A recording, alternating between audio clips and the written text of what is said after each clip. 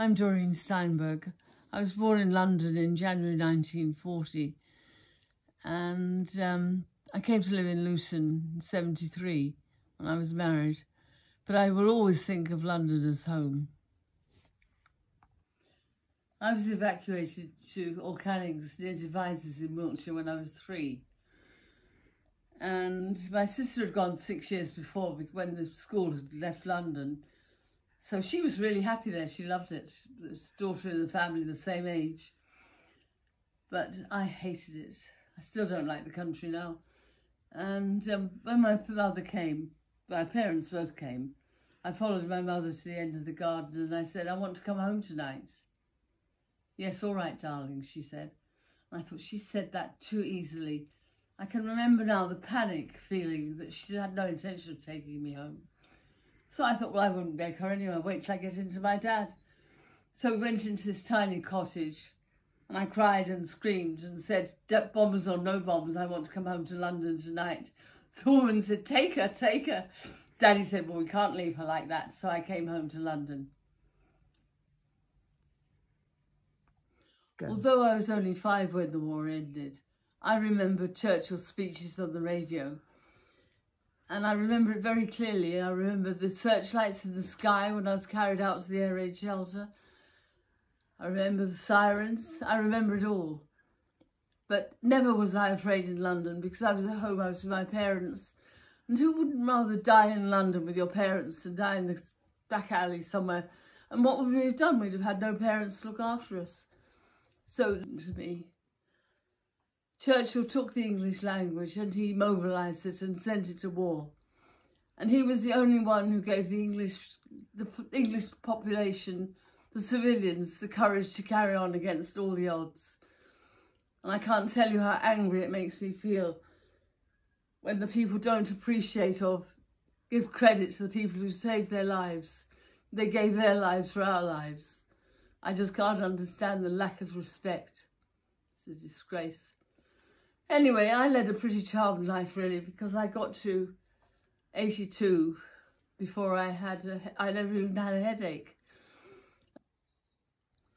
In December 28th, 2024, I had a stroke and I fractured my right hip at the time. So having laid for 3 days with Jethro, because I hadn't got my phone on, and we just had to lie in the kitchen till someone came. Then we went by ambulance to the L&D and there was a queue. But they were very good when we were there anyway. So they did, in the orthopaedic ward, they did mend the hip. But the worst part was being sent to the stroke ward, which I would not wish anybody, my worst enemy, to go there. And later on, after about, I don't know, it seemed like an eternity, but I went to Marbrook, which is a rehabilitation centre near St Neots. And the difference was amazing. They were so kind there. Lovely rooms, everybody had a big room, windows to the floor and a self-contained big bathroom, all set up for wheelchairs and everything, and physiotherapists, and they couldn't have been kinder there. It was such a joy to be there, though it was difficult because I couldn't walk and I was trying to learn to walk again. But when I went home later, I didn't know if I could manage with the walker, but I have managed with great difficulty, but we're still here, aren't we, Jethro?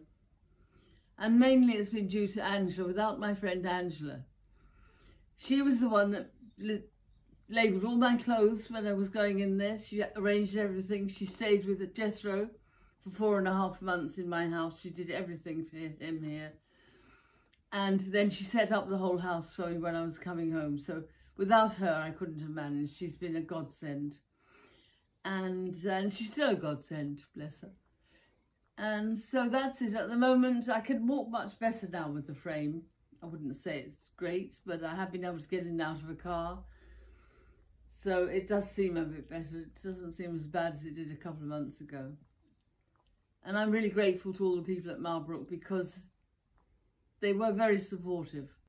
They have different therapists and physios there, and they all did their best for everybody because there were different various disabilities people had. I mean, I was lucky because I lost my voice for not very long, and I couldn't swallow for a week or two, but otherwise my hands and everything, some people are in a terrible state. So I'm very grateful to the people at Marlbrook.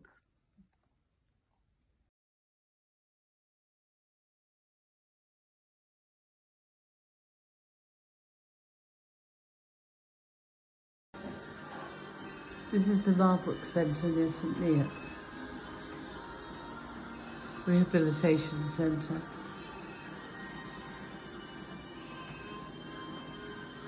It is a fantastic place. We have lots of therapists who call on people 2, sometimes 4 times a day, depends how many they need. And they're just very good at helping everybody, really.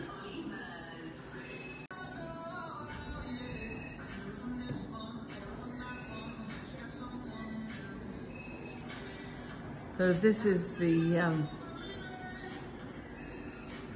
bar. Anyone can come at any time and get themselves free tea or coffee from these machines, hot chocolate. And they've got other things to sell like chocolate and stuff. There's usually quite a few people calling in here. Not very busy at the moment. And they have about 3 or 4 gardens like this, outside spaces people can just go and sit, which is lovely. This is beautiful with its stainless steel ball with the fountains coming through the middle of it.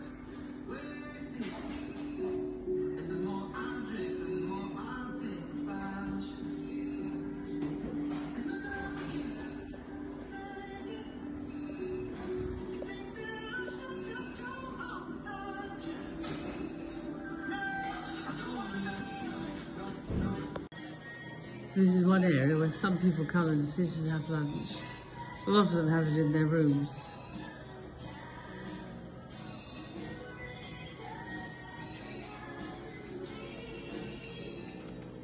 Some people have lunch here.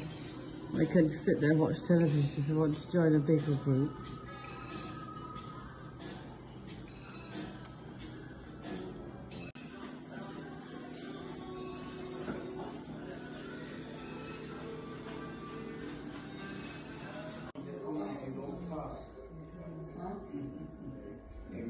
This part of the section they have protected meals, so people come in here to eat, but they also let them, when they're getting better, come here to actually make tea and practice to do things in here. It's very good how they arrange everything.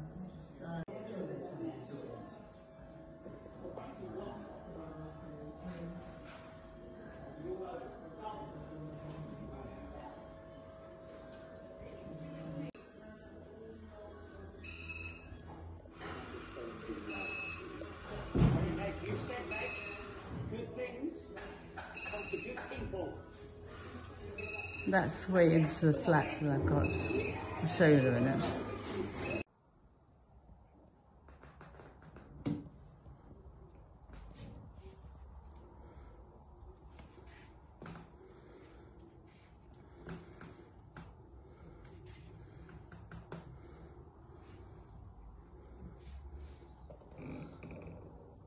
Nice wardrobe in the bedroom.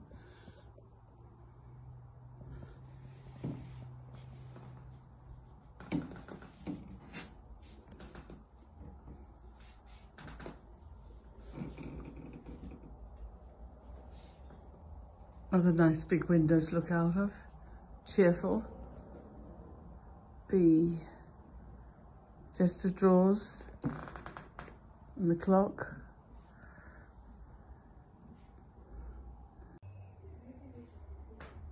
So this is inside the Eden flat. They give people this a few days, a week or so before they go home. Give them more freedom of movement and everything. It's lovely with floor to ceiling windows. lovely and bright.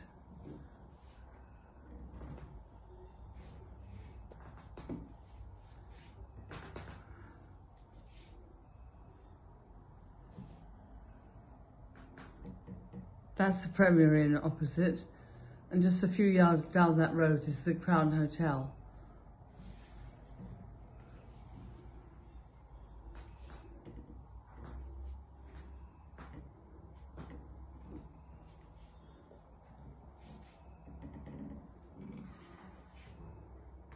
They have all sorts of crockery and cutlery in these drawers, and you could use the stove if you wanted to, or the microwave. It's a lovely area.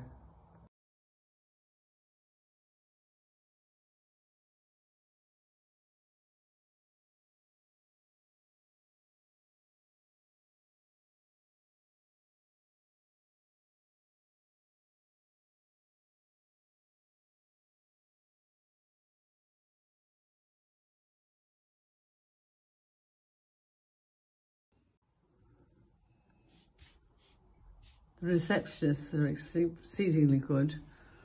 Nothing is too much trouble for them, especially Donna. She goes way beyond the call of duty for everybody. The ladies who do the laundry are wonderful. They bring it back the next day, they put it on the hangers, and everything is perfect. I know when my friend Mavis's mother was in a home in Luton, she took the clothes home all the time because they were completely wrecked. But this is a very good service here, they're wonderful. They also have a chiropodist comes, I think, every 2 weeks, Ali, and she is very good. I never needed one before, but because I can't reach my toes, I had her, and I'm only doing for a long time now, but she was very good indeed.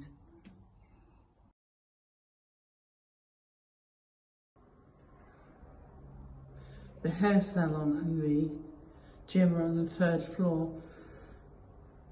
Hilary washed and cut my hair last week. It's lovely. I'm really pleased with it. And she's a really lovely person. It's a great asset to the place to have this available. They even said if you want your own hairdresser to come, they could use the facilities. But I didn't think it was worth it because Pauline's wonderful. It's a long way to ask her to come. So Hilary was great. I'm really pleased. So they have this great gym here. All sorts of facilities.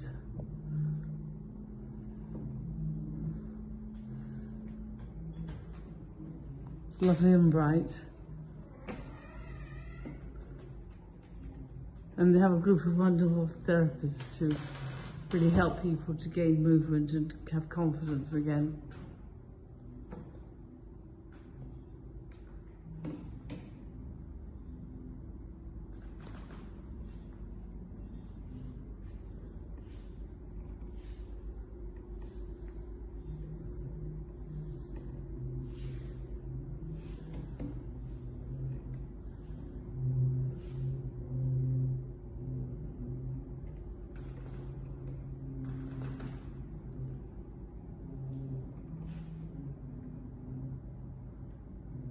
Like a double parallel bars, and they bring that over to the beds so people can stand up and practice with it. It's very good.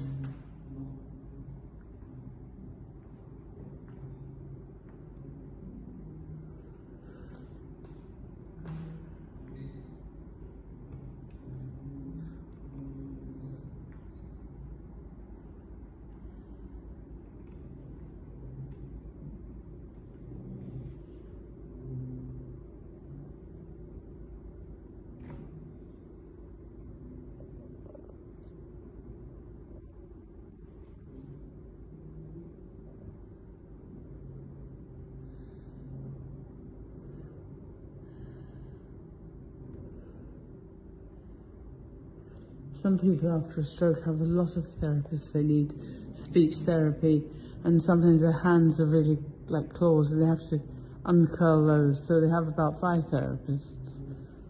I'm lucky really, because my speech went for only a few days, and swallowing.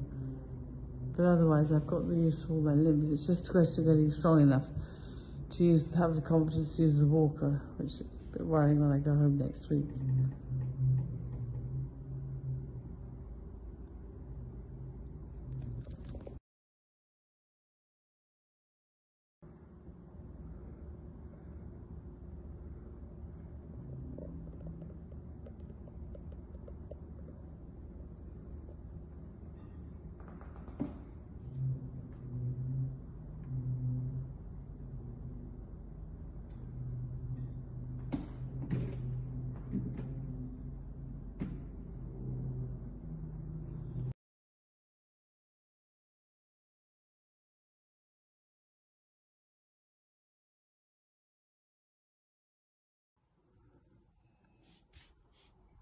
The receptionists are exceedingly good. Nothing is too much trouble for them, especially Donna. She goes way beyond the call of duty for everybody.